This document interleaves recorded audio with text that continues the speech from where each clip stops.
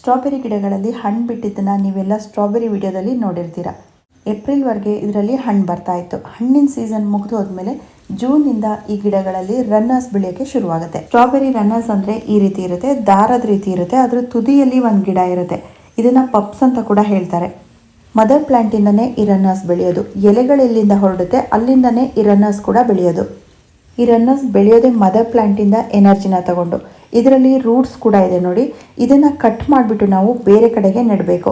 ದಾರದ ಜೊತೆನೇ ಕಟ್ ಮಾಡಿಬಿಟ್ಟು ನೆಡಬೇಕು. ನಾನು ಈ ರನ್ನರ್ಸ್ನ ಕಟ್ ಮಾಡೋದಕ್ಕೆ ಹೋಗಲ್ಲ. ಇದೇ ಪಾಟಲ್ಲಿ ಜಾಗ ಎಲ್ಲಿದೆ ನೋಡಿಕೊಂಡು ಈ ರನ್ನರ್ಸ್ನ ಅದರಲ್ಲಿ ನೆಡ್ತೀನಿ. ಅದರಲ್ಲಿ ಗಿಡ ಸ್ವಲ್ಪ ದೊಡ್ಡದಾಗಿ ಬೆಳೆದ್ಮೇಲೆ ಬೇರೆ ಕಡೆಗೆ ಟ್ರಾನ್ಸ್ಪ್ಲಾಂಟ್ ಮಾಡ್ತೀನಿ.